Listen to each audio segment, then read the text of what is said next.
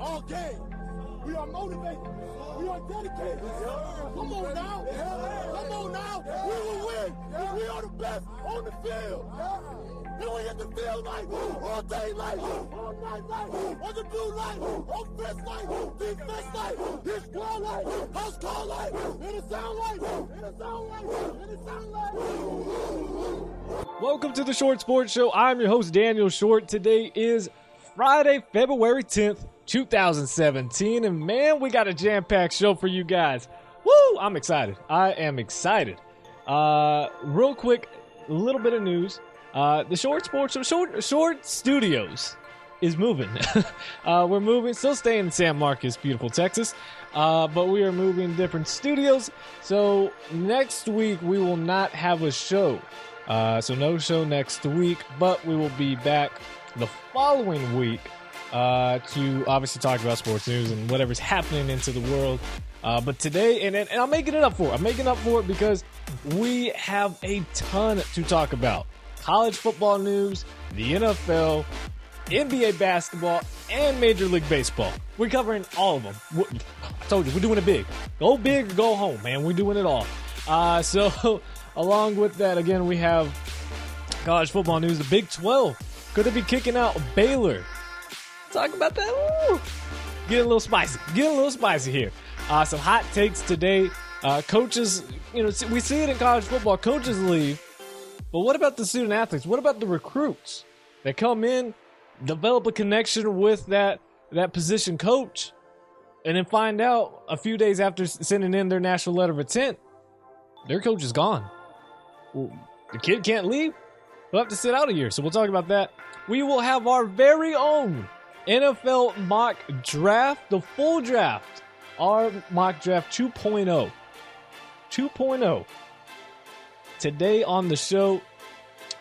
So for people, like, of course, you're listening, if you're listening on YouTube or you're listening on any of the other platforms, Spreaker, iHeartRadio, iTunes, Stitcher Radio, SoundCloud, all those other good places.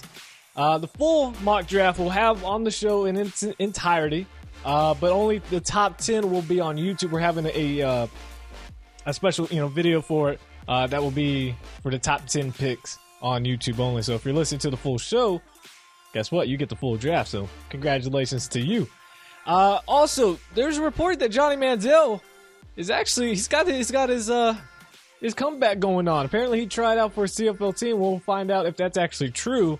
And also, Warrior Steph Curry, could he be leaving Under Armour after his Trump comments? Ooh, boy. We got all in this show. Ed, I'm ready. Are you ready? I hope you're ready. Today's show is sponsored by InnerGrind. Based out of Houston, Texas, let former Texas State linebacker Michael Rakpo help you reach your fitness and nutrition goals. With personal training classes that start at $40 a session, why not be a part of this rising program? Now, whether your goals are to lose weight, gain muscle mass, find the right off-season program, or even for you ladies out there to get that booty blast, you can do it all with InnerGrind. Not a Houston area, not a problem. InnerGrind has a program that is personalized just for you. InnerGrind has everything you need to meet your personal and healthy goals. NFL linebackers like Titans Brian Orakpo, Chiefs Derek Johnson, Buccaneers running back Charles Sims, and San Diego Chargers cornerback Craig Mager, along with many other young athletes, have already begun. Find your personalized workout and nutrition plan at InnerGrind.com and call 832-475-2829. That's InnerGrind.com, 832-475-2829. Unleash your inner grind. Now, this is a very strong statement, and we're starting off the show just like this. Now, Baylor has been under fire the past several years due to all sorts of not holding responsibility and caring about wins more than student athletes and, more importantly, victims of sexual assault. Now, the Big 12 board announced Wednesday that they will withhold 25% of Baylor's future revenue earnings. And it's pending of an outcome of a third-party verification review that requires changes to the school's athletic procedures and Title IX area, along with so many others. Now, Bob Bowsley, the Big 12 commissioner, said Baylor has already received a $10 million payout for the part of 2016-17 academic year. And the league expects a total payout of $34 million for each of its top 10, the 10 schools. Now, the league will withhold, again, the 25% of the projected $24 million payout to Baylor, or about $6 million this year. And I think we can all agree with it. This is just a small amount of what's going to happen at Baylor. A lot of people, we had Stephen A. Smith call out Baylor and say the NCAA should lay the death penalty on Baylor. And we've talked about this several times on the show. How Baylor, I mean, you look at what's happened. We give death penalties to schools who pay student athletes, which student athletes should be paid. And so a program gets, made an example out of for that. And then we have the Jerry Sandusky thing, something that happened decades before, but we punished those at Penn State had nothing in connection with.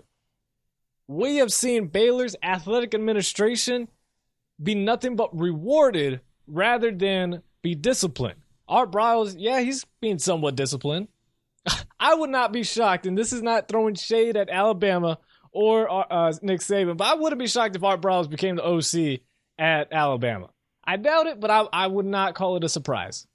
But the fact that former athletic director Ian McCall got a same position at another university is a disgrace and an embarrassment and a slap to the face to all those sexual assault victims and anybody that cares about this stuff, to know that he is now leading a athletic department of student athletes, young adults, after screwing up a university and allowing things to happen. You have other assistant coaches going to big name schools, including the University of Texas, who was defending Art Briles, and we have evidence now that Art Briles knew about this after those text messages came out, defended him, and yet he got a job. He's rewarded with a position. Kendall Briles also knew about it. Now the offensive coordinator at FAU. The president, the former president of the University of Baylor University, is supposedly going to be is one of the front runners for Trump's administration staff somewhere, some department, something. I mean, what punishment has Baylor received? Then you have Matt Rule, who comes in here. You're thinking, hey, he's going to change his culture a little bit, lay some foundation, and just start over. One of his coaches, not a previous coach at Baylor, one of his coaches, a new coach, comes in there, gets arrested for soliciting a prostitute. Yeah, he got fired, but there's something is wrong in Waco. And if there's ever going to be a death penalty, or ever should be another death penalty, it should be on Baylor University. The Big 12, they've had enough. And now they're making their own kind of rules on them. That's withholding the 25% of future revenue. Now, Bowsey said that the review would address, among other things, a relationship among the Baylor Board of Regents, executive staff, the athletic department, which has been a point of contention lately among Baylor fans as well as alumni. The Big 12 announcement also comes after sources told Outside the Lines last week that the NCAA is casting their own somewhat it's an investigation, but not labeled an investigation, to determine what NCAA rules have been violated during Baylor's sexual assault scandal. The NCAA is also asking whether Baylor players might have been provided improper recruiting inducements, among other illegal benefits, while playing for the Bears, according to sources. Now, Kendall Briles, before he ended up leaving to take the FAU offensive coordinating job, he also got in trouble and fined by the NCAA for recruiting improper benefits. So there's more stuff that's happening. Now, Bowsey said Wednesday that the NCAA and the U.S. Department of Education investigations will likely move slowly, which I'm not shocked. But he said the conference they're going to do their own things and they're going to work faster. Bowsy said after the third-party review or in light of the findings by the NCAA and or the U.S. Department of Education, the board might decide to permanently withhold some of Baylor's funds as a fine or penalty. Now, of course, the title of this is, will Big 12 kick Baylor out of the conference? I'm not going to completely rule it out. If they find more stuff that's happened at Baylor, and if other things continue to happen at Baylor, Baylor has not put a light into the Big 12. People think, well, Baylor gave them some, type of spotlight because they were been successful along with TCU, while Texas and Oklahoma had been struggling. Now, Oklahoma's back on top, of course, but it's been the complete opposite. Baylor has brought more bad media to the Big 12 because of all this. Will it get to the point that the Big 12 kicks out Baylor? Probably not. Most likely unlikely to happen. But I am applauding Bob Bowsley acting like a true commissioner of a conference and saying, you know what, we're going to do our own punishments to you because you haven't learned from the past since 2011 how to deal with situations and how to deal with this. It's been bad, and you're making us as a conference look bad. Clean it up, or more is to come. And I like it. I like it. So what else? Okay, so we had National Signing Day last week. Fun day. I absolutely love National Signing Day. But there are some kind of, it's a dark side to National Signing Day. There's a dark side to recruiting. We've had coaches changes like crazy this year, and it's always like this every offseason. Alabama, they recently just lost an offensive coordinator and a few other offensive position coaches. They've left. Oregon had a complete sweep of new coaches, and then some of those coaches left. Their wide receivers coach left. You had a strength and conditioning coach suspended. You've had other coaches just leave or get fired. Florida also, LSU, they're among several other schools that have gone through coaching changes, and that's just part of the business, right? The business of college athletics, of those student athletes that don't get paid. It's a different discussion. Now, a lot of these assistant coaches and position coaches are some of the main recruiters for their school. It's not always the head coach that's going out there to make the recruiting. A lot of these position coaches are traveling state to state, coast to coast, trying to get the most elite talent they possibly can on their team. And they're recruiting them, and sometimes promises are made that are never fulfilled, whether that's due because the athlete never fulfills the potential, or when he gets there, things happen.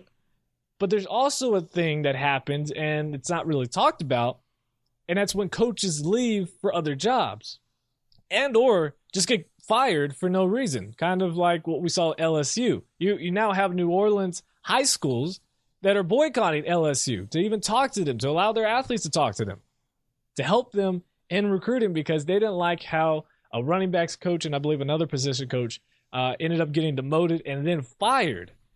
They didn't like that. And that running back coach, I'm sure, recruited several players. Some of those even committed because they liked that relationship they built with that coach along with the school. Of course, I'm not saying that kids are, not understanding what the school is or committing to that university in itself. But those kids, once they sign that national letter of intent, once they fax it in to that university, it's a contract. They're locked in. Even if they're not early enrollees and they sign it February 1st, that first Wednesday, they send it in and they still got to complete their last semester of high school and then enroll, whether it's the summer or the fall. That kid's locked in. And if their assistant or position coach that they felt so strongly with and developed that relationship with ends up leaving or gets fired, that coach can go on to go get another job or does get another job.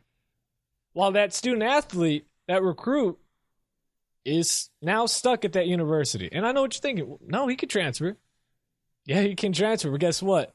Because of NCAA rules unless he somehow gets a waiver, which majority of those waivers never get approved, he will then have to sit out his freshman season at that other school. Could potentially redshirt, so there's that. But he loses his entire year because a coach left. And that coach gets to coach immediately. He doesn't have to sit out. He gets to go and coach, while that student athlete has to sit back and watch his freshman year go by. It's wrong. It really is. And there's a lot of other things that are wrong. Now, of course, an argument to this as well. That's why you commit to that university. You've got to see yourself there for 3 to 4 years. And you've got to ask yourself, well, if that coach leaves, will I still be happy here? And that's absolutely true. I'm not denying that, and I'm not arguing against that. But at the same time, there should be a clause in that national letter of intent that says if X coach leaves, that I, the student athlete, should be able to transfer to another program and not have to sit out and lose a year, redshirt or not, and play. Now, granted, I can be okay, and I'd be fine if they said, okay, we'll do that, but you can't transfer to our conference schools. It's a step in the right direction, and I can understand that. You wouldn't want to recruit that a top wide receiver in the state of Oklahoma or wherever goes to OU. That wide receivers coach goes and becomes an OC at Nebraska or something, and he wants to go and play for Texas or something. I can see where it's like, okay, no. You can't go play in Texas or go to any other Big 12 school. But you could go to Nebraska. You could go join them. That should be fine. That should be approved. And I get, even if it's a little stretch where it says you can transfer anywhere else, but it can't be in conference, and it can't be a school that we play that's already scheduled for the next 3 years. I can be okay with that. I can be okay with that. But as long as it allows that student athlete, freshman, sophomore, junior, senior, redshirted or not, should be allowed to transfer to another program without having to sit out a year. It's only fair. Coaches can leave. Coaches make their money off of all these players anyways. So why not allow that player to go for the best thing? To me, that sounds normal. That sounds like a common sense type of thing. But yet, it doesn't look like that'll happen. There's something else I had on my list here. So one of the examples, and it's not only just recruits. It's not just incoming freshmen or transfers from JUCO or wherever. There's also a time when a player at the University of Miami, I believe he was a sophomore or a junior, maybe even a senior. Doubt he was a senior. Actually, I'm going to go sophomore or junior. Was there. Mark Rich at the time was a Miami coach. He gets fired. And he ends up going at Georgia. Gets fired, goes to Miami. Student athlete at Georgia says, you know what? He's from the state of Florida as well. And I think he might have been from Miami. He wants to transfer to go play for Mark Rich. Go to the U. Georgia and Miami, not in the SEC, Miami's not in the SEC, so they're not in the same conference. And they're not scheduled to play each other within the next 3 years.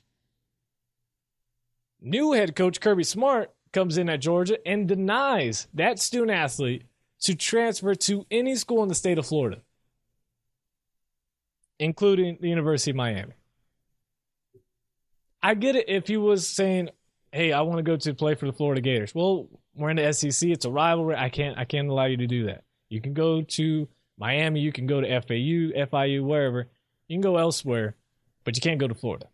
I understand that it's in conference. But for him to deny a transfer of this upperclassman to go to Miami, to go follow his coach who recruited him and developed a relationship with him, and you're not playing them at all, unless somehow playing a bowl game, which you can't control that anyways, and you deny his transfer. And this guy I don't even think he was a starter. That's a problem. That is a problem, which needs to be fixed.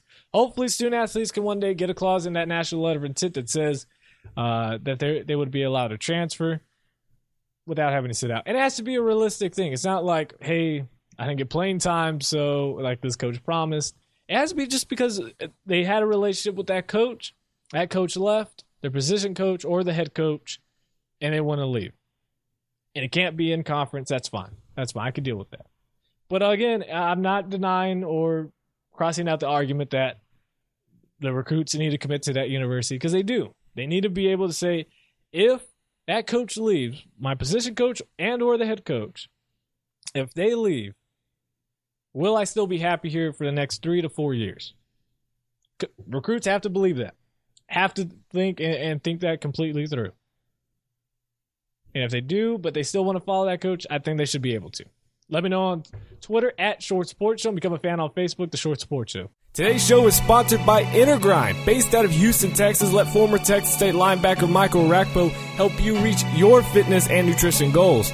With personal training classes that start at $40 a session, why not be a part of this rising program? Now, whether your goals are to lose weight, gain muscle mass, find the right off-season program, or even for you ladies out there to get that booty blast, you can do it all with InnerGrind. Not in the Houston area, not a problem. InnerGrind has a program that is personalized just for you. InnerGrind has everything you need to meet your personal and healthy goals. NFL linebackers like Titans Brian Orakpo, Chiefs Derek Johnson, Buccaneers running back Charles Sims, and San Diego Chargers cornerback Craig Mager, along with many other young athletes, have already begun. Find your personalized workout and nutrition plan at InnerGrind.com and call 832-475-2829. That's InnerGrind.com, 832-475-2829. Unleash your inner grind. I mean, it's only right. It's only right to do all that. That's it for college football news today, this week. Not a whole lot to talk about. Some NFL news, though. Carson Palmer, Cardinals quarterback, has decided he will return to play in 2017 after thinking it over for the past 6 weeks. Now, Palmer, who is 37, made his decision 8 days after Larry Fitzgerald told ESPN that he will be returning in 2017 as well. Now, Palmer, he finished 4,200 yards, 26 touchdowns in 2016. And that was the fourth time in 5 seasons that Palmer eclipsed the 4,000 passing yard mark. Now he's scheduled to earn $17.5 million in his final year of his contract. If I'm the Cardinals, I'm trying to get that a little bit lowered, and we'll see. But when Larry said he's coming back, I think we all kind of knew Palmer was quickly to follow at some point. I don't think Larry would have said, and they're close friends, and I think it was kind of like a package deal. And I'm actually shocked that Larry announced before Palmer did. I thought it was going to be vice versa. Now, Palmer, he was beat up this year. He was hit 57 times on passing plays, third most in the NFL. And including a concussion that he had to miss one game to. And he finished the season strong, though. 11 touchdowns to 3 interceptions in his final 5 games. So Cardinals have something. And we're going to talk about it here when we get to the mock draft on who they're going to, who I believe they will pick. But it's a good deal for the Cardinals. Got one more year to make this run and try to put something together with Bruce Arians. And I think, having obviously Palmer and Larry Fitzgerald, it's their best shot. It's their best shot. Now, so I didn't even hear the first report about this, but the CFL, the Canadian Football League, is denying a report that came from a Canadian blog that that former Cleveland Brown quarterback Johnny Manziel worked out for the Saskatchewan Rough Riders. Apparently, and the reason, so let's back up here. First off, I'm happy Johnny Manziel's trying to get a comeback going. I told you I'm a Johnny football fan. I know it's a rough off the field issues, but I'm cheering for him. I'm cheering for Johnny football, and I'm not an A&M fan. I like Johnny football. But the thing is, here's this. Now the general manager of Saskatchewan Rough Riders, I don't know why that's a tongue twister. And coach Chris Jones told TSN, which is like their ESPN, that, quote, no one from our club worked out Johnny Manziel, end quote. Now, Denise Michaels, which is Manziel's representative, spokesperson, said Manziel did not work out for any CFL team. And the reason this is kind of important, other than just some type of rumor, is that if the Rough Riders did see, it's screwing up my words, did work out Johnny Manziel, there would be a problem because that's tampering rules. Because Manziel's rights, his CFL rights, are owned by the Hamilton Tiger Cats. So that would become an issue if he wanted to make a return to the CFL, or if he wanted to make a return to football and play for the CFL for a CFL team, it would have to be with Hamilton Tiger Cats because they own his rights. They drafted him in a way. And again, it was a Canadian blog that reported Thursday morning that Manziel had worked out for Saskatchewan officials in Florida prior to the Senior Bowl, which wasn't that long ago, just a couple weeks ago. Now, CFL season begins in June, so if Johnny Manziel does want to make a return to football, CFL is likely his best option. And, for me, I know we don't talk about CFL that much, and I wouldn't mind talking about it. I'm a Calgary Stampeders fan, through and through. I remember Henry Burris and Joffrey Reynolds, running back and quarterback. Woo! Those were the days. Anyways, I would be okay. I think Johnny Manziel's realistic option to getting back into professional football is to make that turn to say, look, no NFL team is really going to give me a shot. I mean, the Cleveland Browns, who drafted you, obviously are not going to give you another shot, and they're honestly probably the worst team along with the San Francisco 49ers, which I don't think they're going to. They've got too much turnover over there. So what's the next thing? The CFL. If I'm Johnny Football, if I'm realistic and I say I am determined to come back, look at Warren Moon.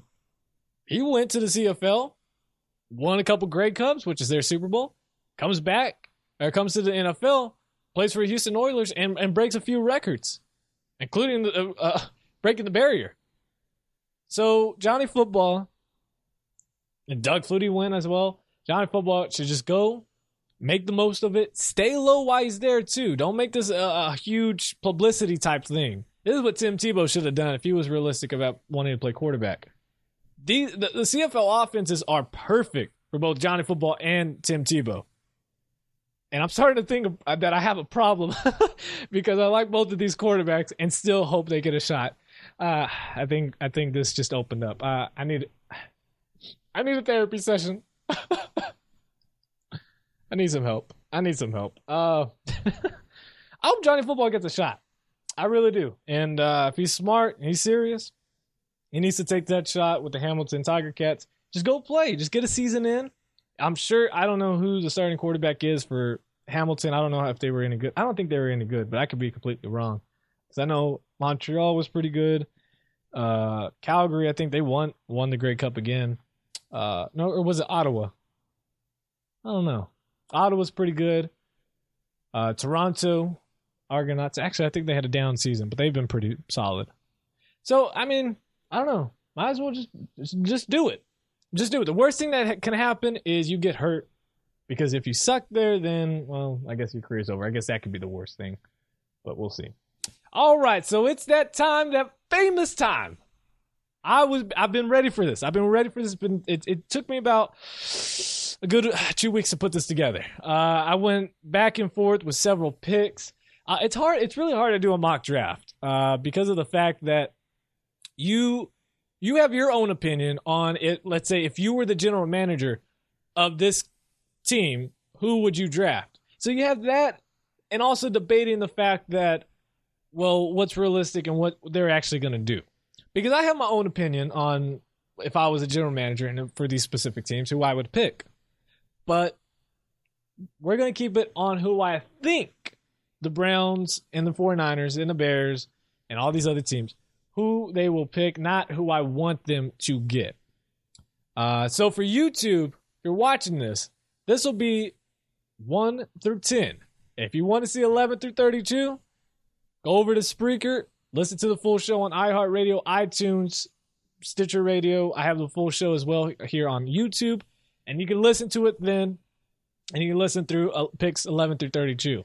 But for this, it's only going to be top 10. Woo! You guys ready? Here we go. First on the clock is the Cleveland Browns, and the first two picks for the first two teams on the NFL draft need so much help. There's help they need help at every single position. So it becomes pretty tough on who they're going to pick. But the Cleveland Browns, I think this is basically locked up. And it's going to be Myles Garrett, Texas A&M defensive end. He's really the clear-cut top player in this draft class. And even though Garrett struggled, and a lot of people would say, well, what about Jonathan Allen? He was another dominant defensive lineman. But Garrett, he played through an ankle injury this season. Also had double teams. And it sounds somewhat familiar to another top defensive end that we had in recent years, and that was Jadeveon Clowney in his last year at South Carolina. Constantly double teamed. Everybody knew about him, and he was hurt. Now, there was a question on Jadeveon Clowney's motor, but I don't think we have that with Myles Garrett. Now, there is an interesting note to follow. Until draft day, that is, the Cleveland Browns are entertaining the possible fact that they could go and get Jimmy Garoppolo through a trade. That would mean, at the very least, giving up your 2 first-round draft picks. And imagine that. If I'm Tom Brady, Robert Kraft already came out and said he believes Tom Brady will play another 3 to 5 years. If you believe that truly in your heart, that Tom Brady can play another 3 to 5 years, which I think minimum 3 years, that Tom Brady can still go. He's not getting touched. I would look at this and say, if I could get the number 1 pick in the draft and the number 12, and you know that the Patriots are going to get some extra picks as well in future year drafts, and maybe even, like a 6th or something or a 7th along with this draft. Imagine that. You end up having your best year ever. What looks so dark and cloudy with the Tom Brady Deflategate suspension, you go all the way, you win the Super Bowl, and you have 2 top picks in the NFL draft, including the number 1 overall, where you get a Myles Garrett. That would be interesting. And I think if that trade happens and the Patriots do get the number 1 overall pick, I think they go Myles Garrett as well. I think they go Myles Garrett, number 1, and that would be something. The Patriots having the number 1 overall pick and get Myles Garrett. But if that doesn't happen, or another team does it, first overall pick is going to be Myles Garrett. Second, we have the San Francisco 49ers. And 49ers fans, I'm not throwing shade at you. I'm not throwing any hate. But honestly, I think the 49ers have the worst roster in the NFL. There's help literally at every single position. There's no one safe on that team. Maybe Carlos Hyde is your safest player. And that's it. And everyone is going quarterback here, Mitch Trubisky, Deshaun Kaiser for the 49ers. I think it's too much of a reach.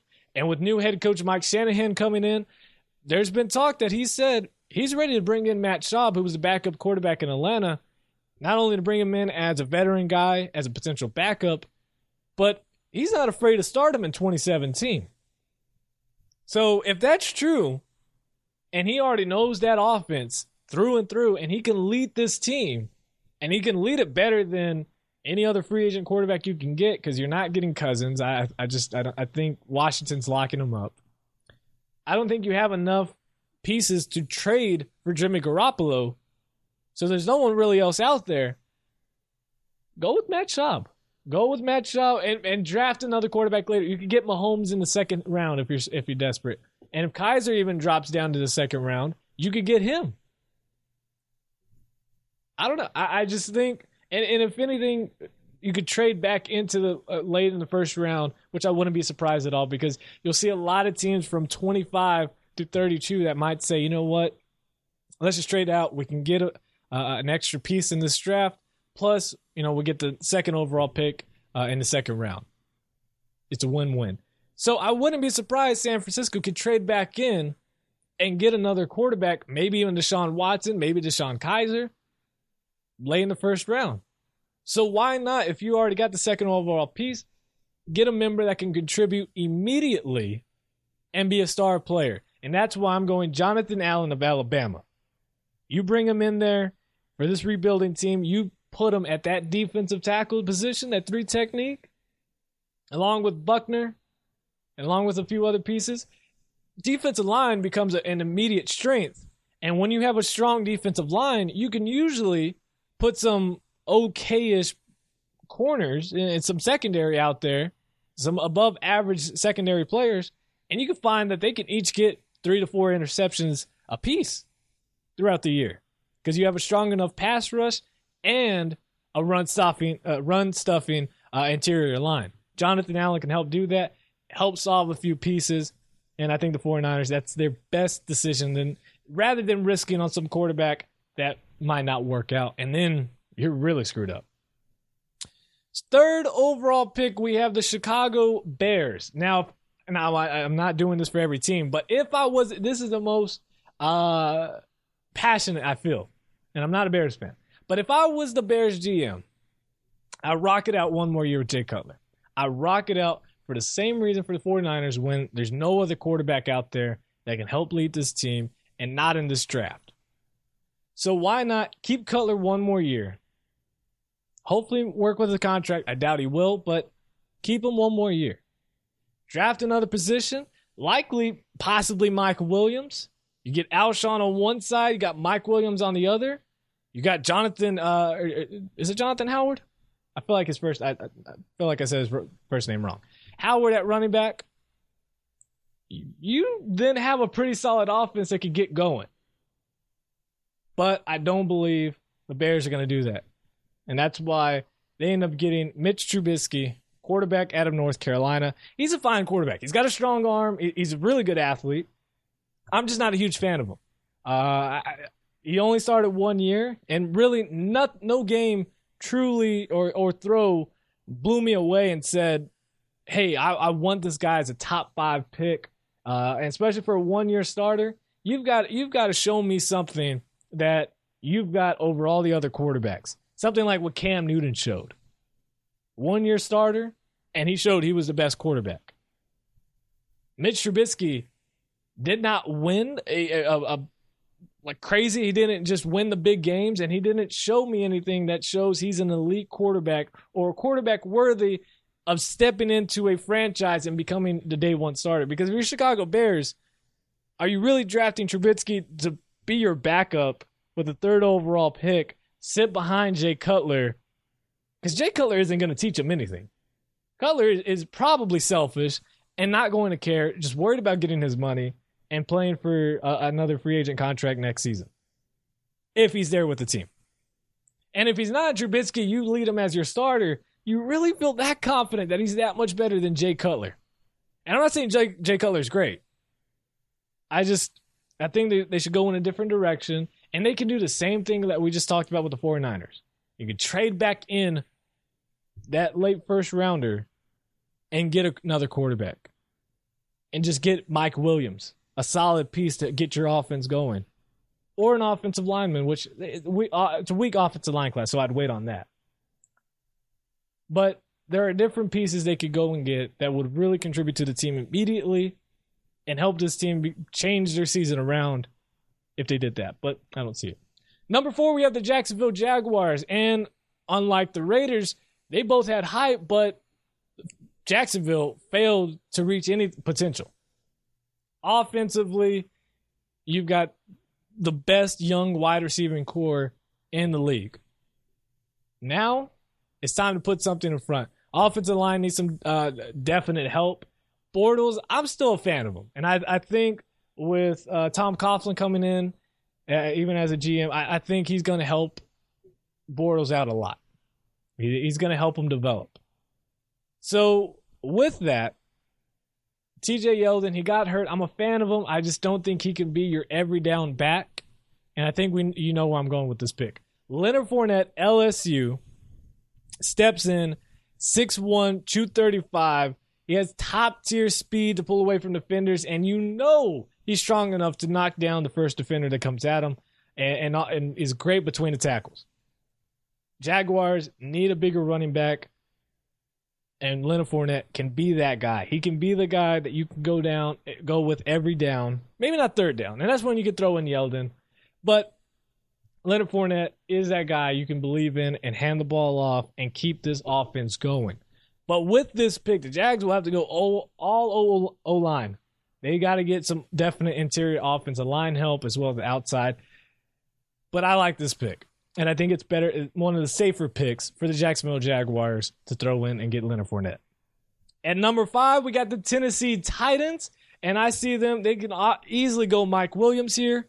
But I think they're going to go DB first. There's not cornerback-wise in this draft, you've got about less than a handful of top cornerbacks that you can go and get that are elite, that you feel confident with. Marshawn Lattimore is probably the best one. Wide receivers, you could go and get some other good wide receivers later in this draft. That's why Titans go and get Marshawn Lattimore from Ohio State. You got a young offensive line in place, up-and-coming star QB, a stable of running backs. Titans, they can get that offense going. And I feel comfortable with them getting a 3rd, 4th round wide receiver than them getting a 3rd, 4th round corner. Go and get Lattimore. Helps this team in the backfield. Number 6, you have the New York Jets. And they can go a lot of places here. But I'm taking Malik Hooker of Ohio State. Now, and I know we just got through talking about Trubisky being a one-year starter. But Malik Hooker, he showed up. In that one season, 7 interceptions. He dominated big teams like Michigan and Clemson. And he played with a torn labrum in his hip and had a hernia injury.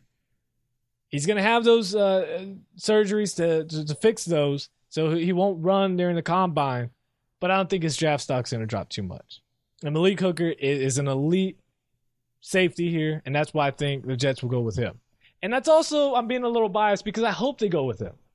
Because with the 7th overall pick, the Los Angeles Chargers, my team, go and get Jamal Adams, strong safety from LSU. And boy, when I tell you he is a treat to watch, this guy is a dominant force.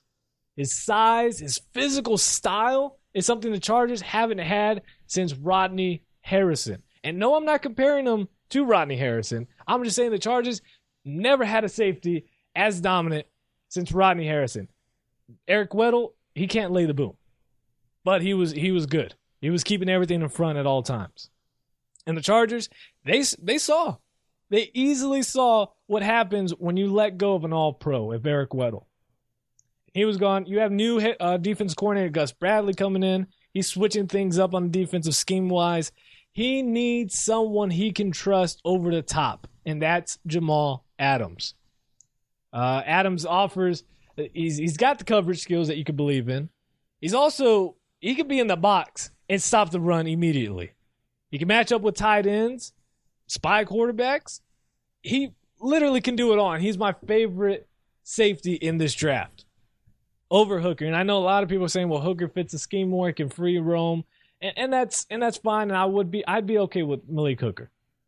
But I want Jamal Adams more. I want that thumper. The Chargers do not have anybody behind those corners. And with Jason Verrett coming back, he should still be an all-pro type corner. You had Casey Hayward, who did an incredible job to come in and snag 7 interceptions to tie the lead league. You get him and you get Adams over the top. Secondary set. Secondary is set. And I know Phillip Rivers, they need help offensively. He was throwing at nothing but grocery baggers off with those receivers. They're terrible. Keenan Allen, he can't stay healthy for a season. You can't tell me that Inman and I can't even think of another wide receiver, and I watched the whole season. I know Mike Williams becomes a very favorable pick, and I would be okay with that too. But like I said, I feel comfortable getting maybe Isaiah Jones in the 2nd round if he's there. Or D.D. Westbrook. Someone else later in the draft, because there's not another Jamal Adams in this draft. So go and secure that defense to dominate some of the weaker offenses in the AFC West, excluding Oakland's. But now you can match up. So now with the 8th overall pick, Mike Williams wasn't going to fall too much more. He goes to Carolina. Of course, if Leonard Fournette somehow is there at number 8, that's going to be the best pick for the Carolina Panthers. But Mike Williams, he won't wow you with some speed. He's not the fastest receiver out there. But at 6'3", 225, You throw him out there with Devin Funchess and some of the other, and Kelvin Benjamin out there, woo, you can just toss that ball up and no DB is going to be able to get it like these three guys. You instantly become one of the most fun offenses out there. And Cam, he struggled. He didn't. Funchess was inconsistent. Benjamin, he was still good. He was still pretty solid. But Williams, he went off against Alabama in the national title game. He showed what he could do against NFL coverage schemes and future pro talent. And that's why I feel comfortable with throwing him out there. He's more polished in this draft, and a bigger receiver for Cam Newton could be a major upgrade for this offense that struggled so much this year. And I know offensive line is another need. Potentially a linebacker could go here, or a defensive lineman like Solomon Thomas. But I'm going to take Williams. At number 9, we have the Cincinnati Bengals. Reuben Foster of Alabama, going with him. Same thing with the Bengals. They just need help in that defense. They need to go younger, faster, smarter guys. Reuben Foster can be that guy. His instincts are probably the best at the linebacker position in this class. Just the smartest linebacker in here. He knows where to go. He knows where the ball is at all times. Adding someone who can help this defense for the Bengals is a big key. So I'm going with Foster here. And at number 10, the Buffalo Bills go with defensive end Solomon Thomas from Stanford. He can also line up as a defensive tackle, so be interesting where they put him. But, there's a lot of talk whether or not Tyrod Taylor is going to be the quarterback for the Buffalo Bills in 2017. I believe he will be. I believe they will find a way to get that contract settled and have Tyrod Taylor as a starter. So you look at the next need for this team, that's a pass rusher for the Bills. His athleticism at 6'3", 275. He's powerful. He's a guy that can fit their scheme. And that's why you throw him out there and you got the Buffalo's defense back going when they were getting 40-plus sacks a season. So for my YouTube viewers, if you want to know 11 through 32 picks, then head over to Spreaker, iTunes, iHeartRadio to listen to the full show, including picks 11 through 32. Trust me, you are not going to believe who the New Orleans Saints pick at number 11. And here's a hint. It's going to help Drew Brees play another 5 years. Those for you guys on Spreaker. Let's go ahead and continue. Number 11, New Orleans Saints. They go after running back Dalvin Cook from Florida State. And I know this is a shocker to some. They're thinking, did you not see this defense? This thing was terrible. How could you not go defense here? I know. But Mark Ingram, solid running back. Not an every down running back. Dalvin Cook can be that guy, and he catches out of the backfield. Woo! You got this offense going. You already got wide receivers for the Saints that can get it going. Drew Brees, he can place the ball anywhere he wants. Pick apart defenses. You put Ingram as a third down back in short yardage, and boy, this offense becomes fun. Cook goes over there, first and second down, maybe even third down if you want to throw him out there for some screen passes, and this offense is scoring quickly and efficiently. And it's going to have to with this pick because the defense is going to be struggling.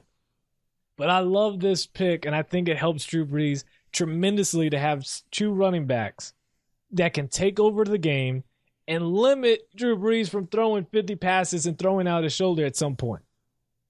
It takes less hits, and the offense continues to move the chains.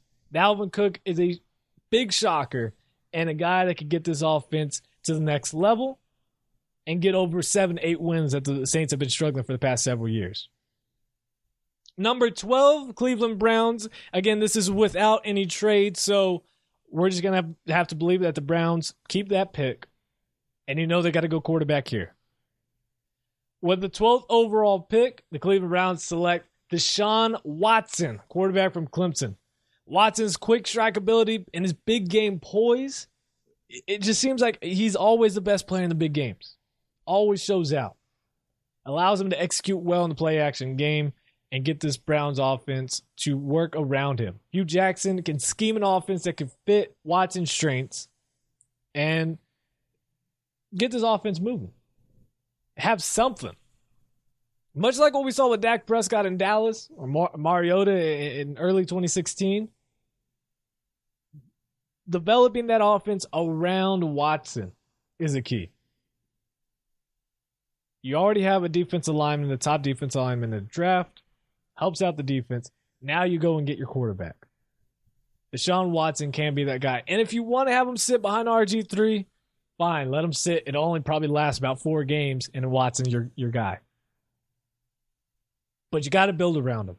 In this draft, if once you go in with a quarterback, especially like Watson, your draft focus is completely on building around him, getting another wide receiver, getting another running back, getting that offensive line to actually be a true offensive line. Build around this guy, and I promise you the Browns will find their savior at quarterback. Build around him. Number 13 is the Arizona Cardinals. Well, we just talked about it. Carson Palmer's back for 1 more year. He's in his last year of his contract, making $17.5 million. Unless they restructure, there's no way he's staying there come 2018. So what should you do? You know this offense can't move with a guy like Drew Stanton or any other backup quarterback you've got. That's why you go and get Deshaun Kaiser from Notre Dame. And you have Kaiser sit back and learn from Carson Palmer and from a great wide receiver in Larry Fitzgerald, knowing where the ball should be at all times. Kaiser sits that full season, and it makes a tremendous impact on his career.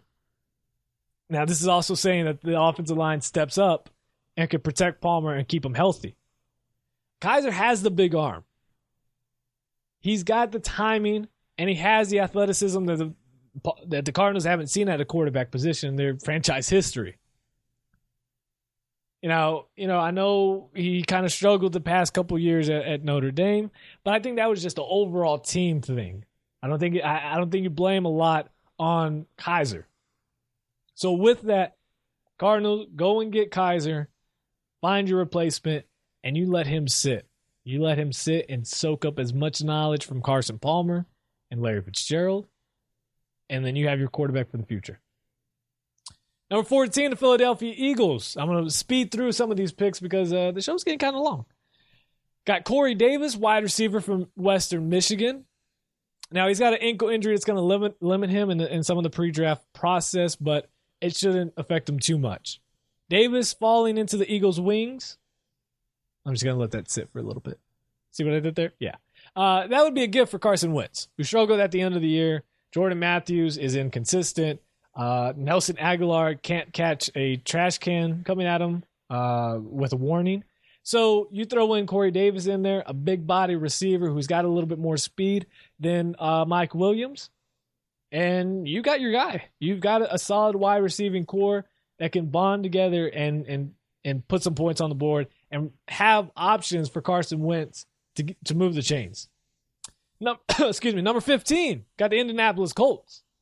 And they go and get a pass rusher. Taco Charlton, defensive end from Michigan. Long, athletic, really good guy to have some pressure on the QB. And that's what the Colts never had. They haven't had all year long. Go and get Taco and rack up some sacks. Number 16, Baltimore Ravens. They go and get a corner. Marlon Humphrey from Alabama. Ravens secondary was a little iffy. Go and get Marlon Humphrey. Be all right. 17 is Washington. Very interesting pick here again, depending on what they do with Cousins, but I believe he will stay. They go and get Malik McDowell, defensive lineman from Michigan State, top interior lineman, one of the best in this class as well. Again, Washington, no pass rush. Had nothing. Absolutely nothing. You get him in that interior line, stopping the run becomes much more easier, and getting some pass rush and get the hands in front of the quarterback. Malik McDowell can do that. Number 18, Tennessee Titans back on the board, and this is pretty fun. I like this pick. I thought it was a real interesting pick, and I think it'll be a lot of fun for the Titans to get this. Now, both Williams and Davis are gone in this draft. Titans, they need help at a receiving position. That's why they go and get and big body receiver / tight end. And that's O.J. Howard from Alabama. He is a rare talent. And if he falls to 18, which I wouldn't be surprised he's a top 10 pick, but if he falls to 18, the Titans get a steal. His potential was Marcus Mariota becoming his best friend on that offense. I know they got Delaney Walker. O.J. Howard can learn from him. They could run more 2 tight end sets, so 21 personnel, and you've got something going. I like this. Pass catching tight end, he can block as well. Coming into that red zone, Mariota throws a perfect fade, and you get it up to O.J. Howard, and you got something going. Because now you have a threat with your 2 running backs, Murray and Derrick Henry, which Derrick Henry finished strong this season. And at the short yardage situation in the red zone, defenses have to be aware about both of those running backs, plus Mariota's running ability. And then you have a big body receiver like O.J. Howard. Woo, boy. And Delaney Walker out there. Howard could become Mariota's Gronkowski. He could become a dominant tight end. If he falls to 18, Titans have to go and get him. And probably even if Davis is there, I'd be more leaning to go and get O.J. Howard. You can get another receiver later. Number 19, the Buccaneers. This offense is poised to take that next step so quickly. And that's why they follow the Titans' response to getting a tight end, and they go get another elite tight end who shot up draft boards late into the season, and that's David Njoku. David White, tight end from Miami, Florida. You get him with Mike Evans, and same thing. Top offense right here. Another receiving threat. I wouldn't be surprised if the Buccaneers went running back here, though. I really wouldn't. Number 20, Denver Broncos. They go and get the first offensive lineman off the board, Garrett Bowles from Utah.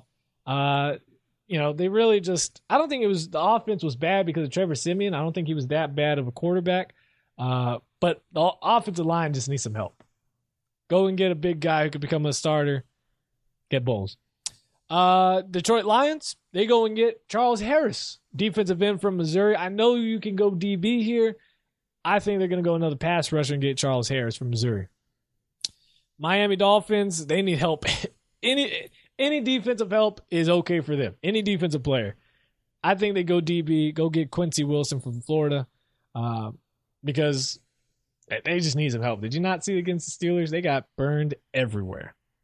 The New York Giants have an interesting pick. They've got to see whether Jason Pierre-Paul or Jonathan Hankins, who are both set to become free agents, which one's going to stay in New York. I think it's going to be Jonathan Hankins because he's younger. He's going to be cheaper. And so that way they go get a defensive end rather than a defensive tackle. Derek Barnett from Tennessee could be the guy. Number 24, Oakland. They get another little star player here. They go and get hybrid defensive player Jabril Peppers from Michigan. He's a fantastic athlete. The Raiders need a playmaker on defense. They can place him anywhere, whether it's a safety or an outside linebacker. Even an inside linebacker, they want to roll around with some 5'2". You got a guy who can move around, stay with some of the wide receivers. Jabril Peppers can be that guy. Raiders just need a playmaker. Peppers is that guy. Houston Texans at number 25 go and get Sidney Jones, cornerback out of Washington. You already have the number 1 defense in the league. You got some good pass rushers. I think the rumors about J.J. Watt and whether he's going to be healthy, the back surgery, if he can still be an elite player, I believe he's still going to be an elite player for at least another couple years. Go and get another DB. Can never have too many. Sidney Jones is a lockdown type of guy. You have a dominant pass rush and run stuffing up front. Sidney Jones can make some plays. Smart guy. I'm going Sidney Jones here. Number 26, the Seattle Seahawks go and get an offensive lineman because guess what? They need about 5 of them. They're terrible. They're terrible. And the fact that Russell Wilson hasn't got seriously injured or major concussion is a blessing. This offensive line is garbage. They go and get Ryan Ramczyk from Wisconsin, who's labeled as the best offensive tackle in this class, but due to a hip injury, torn hip labrum, his stock has fallen. If he's there, go and get him. He solidifies that offensive line along with another guard or two in this draft. I mean, the Seahawks have to take a page from the Dallas Cowboys and just go O-line. You've got receivers that can make plays. These running backs, if they can stay healthy, you've got some elite running backs. You've got an elite quarterback. You just need someone to protect up front and get a push on the line. You got to go O-line here. 27, Kansas City Chiefs go and get Gerard Davis from Florida. He's a guy who is a different type of linebacker. He can pass rush very easily, but to have the same ability to back up in coverage is something unique. Reloading this Chiefs defense is key for them to continue dominating the AFC West, and that's why I think they'll go and get Gerard Davis. Number 28, the Dallas Cowboys. We saw that their defense was the weakness in their season and would ultimately cost them a chance at the NFC Championship. They go and get defensive lineman Montravius Adams from Auburn, top defensive nose tackle, played the 3 technique. He did really well in the Senior Bowl. Really well. He showed out a lot more than I thought he would. Having him up there that could shoot the gaps, hold the attack at the line of scrimmage, huge for the Dallas Cowboys, solves a big need. I was thinking about going to edge player, but I really do feel confident that Jalen Smith can play in 2017.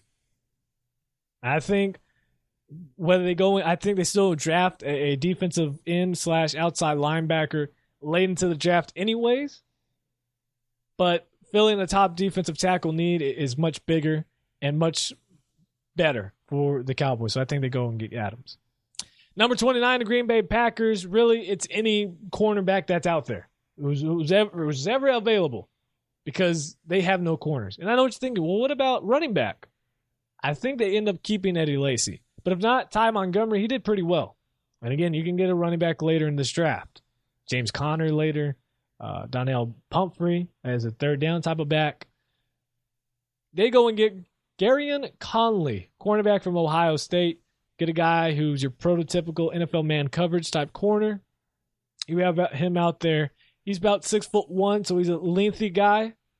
Helped the Green Bay Packers become probably their best corner. They released Sam Shields, so they need help. Number 30 is the Pittsburgh Steelers.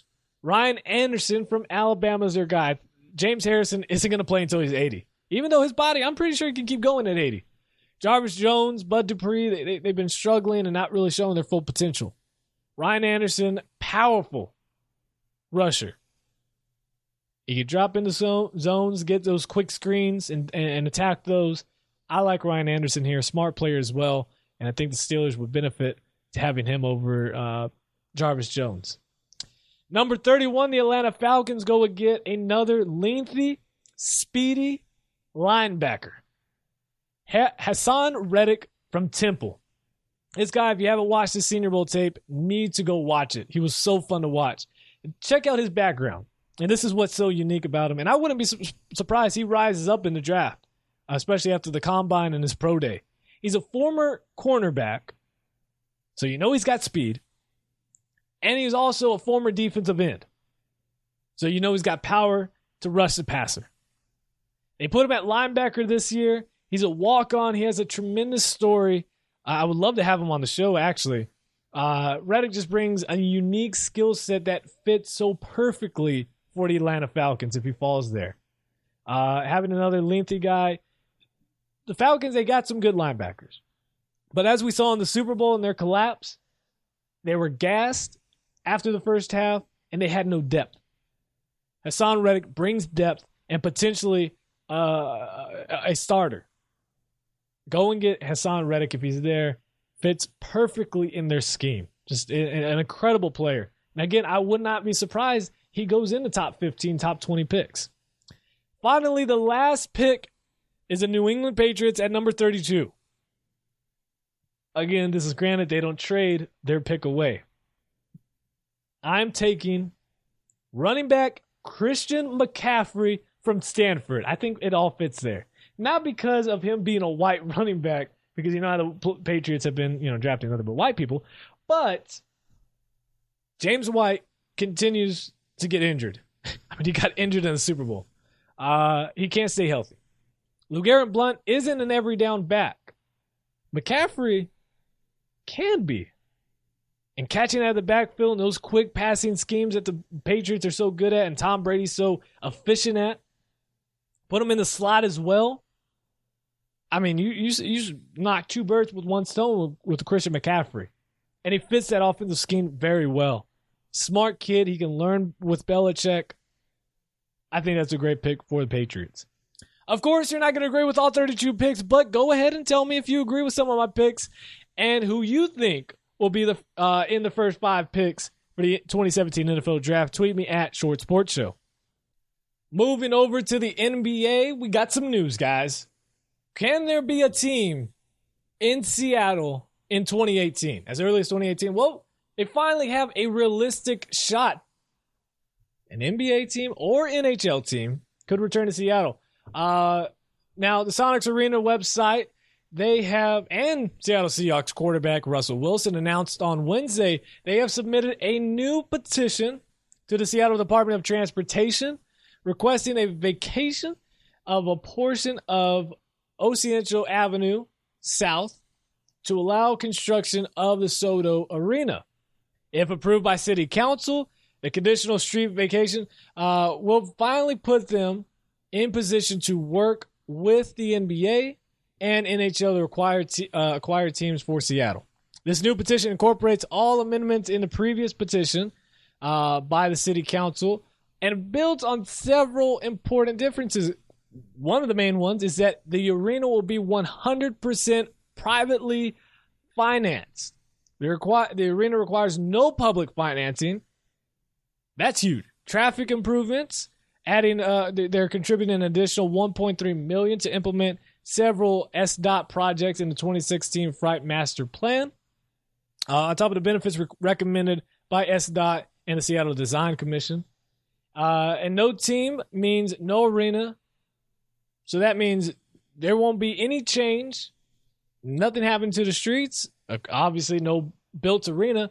If an NHL team or an NBA team isn't acquired, then there's nothing. So I like that. So in a joint scheduling agreement, one of the main things that was talked about, an agreement has been now made by the Seattle Seahawks, the Mariners, and the Seattle Sounders, ensuring no major event will occur at the arena at any time that overlaps with major events at Safeco Field or CenturyLink Field. That's huge. Do you think there will be a team in Seattle in 2018, whether it's in the NBA or NHL? Tweet me at Short Sports Show. I sure hope so. I hope there is. Bring the Sonics back. Doesn't matter if you got to take a team like Sacramento out or you expand, which I think they'll just expand. Make 32 teams. That's fine with me. Let's make it happen. Bring back the Sonics. Let's see what else we got here. We're gonna skip ahead. We're gonna skip ahead here. Warriors, Steph Curry. Could be leaving Under Armour. No. I thought this was interesting though. He responded to Under Armour's CEO calling President Trump an asset to the United States earlier this week. Jokingly told the Mercury News that he agreed if, quote, you remove the ET from asset, end quote. Now, Curry is obviously the main star of Under Armour along with Cam Newton, but on the basketball side, he is their main athlete. And apparently the deal that he makes is $15 million annually. He's got stake in the shoe company, shoe and apparel company through 2024. And he did his apparel made worth over $200 million for Under Armour. Now on Tuesday, Under Armour CEO Kevin Plank expressed support for Trump in a CNBC interview, saying, quote, to have such a pro-business president is something that is a real asset for our country, end quote. Now, this, of course, and when Curry made his statement, it went everywhere. And there was even people, of course, saying they were going to boycott Under Armour. Whatever. You said the same thing about Starbucks. Your ass is still going there. Now, Curry was then asked if he would leave the company if he didn't like its direction. Curry didn't dismiss the possibility. So this isn't, the title of this isn't false. This is what he said, quote, "If there is a situation where I look at myself in the mirror and say they don't have my best intentions, they don't have the right attitude about taking care of people, if I can say the leadership is not aligned with my core values, then there's no amount of money, there's no platform I wouldn't jump off if it wasn't in line with who I am. So that's a decision I will make every single day when I wake up. If something is not in line with what I'm about, then yeah, I definitely need to take a stance in that respect," end quote. Now, Curry said Under Armour working with Trump doesn't affect his deal with the company, but he's more concerned about it adopting Trump's values. Of course, Under Armour said Wednesday night that they would have no comment on Curry's remarks. Now, I'm sure after this video is posted, they'll probably make a comment. That's just how the show goes sometimes. But this is interesting. And you know Nike's paying close attention to this and saying, you know what? Whether we like Trump or not, shut up. No employee says anything pro or anti-Trump. Shut up. If Curry leaves, we're next in line. Adidas is also quietly saying, who can we cut? Because he might become a free agent here. And we need to pay. We need to pay. Because Adidas, they're losing their official apparel, becoming the official apparel of NBA. Nike takes over next season as the official apparel company for the NBA, just like they are with the NFL. So you'll start seeing the Nike swoosh on those jerseys and apparel from now on. So lots of things going to happen. I wouldn't be surprised if Curry leaves Under Armour. I think it'd be a good thing. I'm a Nike fan myself, and I wouldn't mind rocking some Currys in Nike apparel.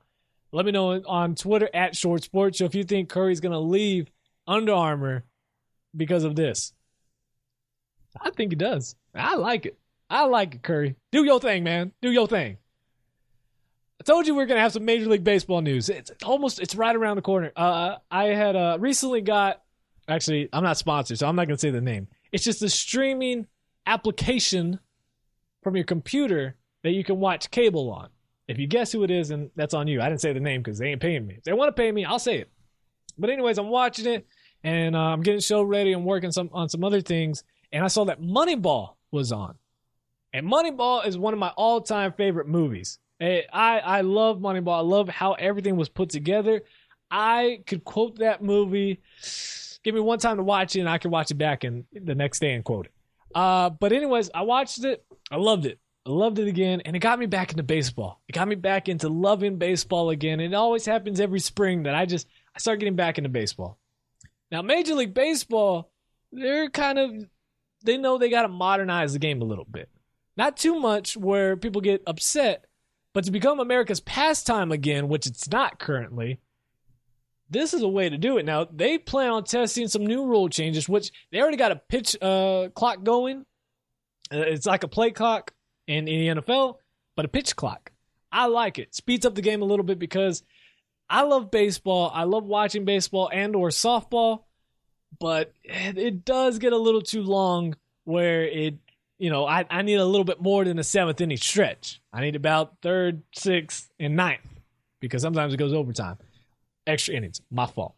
But now they got a new rule change that I'm completely in agreement with. And I love to hear your take, whether you're in agreement or not with this. But it's going to start, of course, with lowest levels in the minor leagues this season. That would automatically place a runner on second base at the start of extra innings to screw that part. But I like that. I like that. You put a runner on second. Now you've got some interesting coaching decisions that actually go into this because I'm going to be honest. I love watching baseball. Dodgers are my team. Also, I like the Seattle Mariners. But I'm on the side of some managers are just there, and I think the team's success doesn't really do anything with the manager. I feel like it's just acquiring some of these talents. I don't think the calls that they make are necessarily like in football or in basketball. You draw up specific schemes. Baseball, it's kind of like, all right, this is what you're hitting on this type of pitch. This is what this pitcher likes to do. This is how they like to line up. You do this and this and this.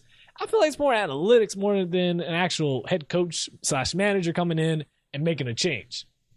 This, Now it changes things up where coaches, managers actually have to, coach and say, all right, we got to scheme something up. They got a runner on second. This is what they've done so far in this game. How do we go along with it? What are we going to play from here to win this game and not get screwed here? I love it. I absolutely love this. I wish it was already just implemented straight into it. Now, this has been in international baseball for several years, nearly a decade.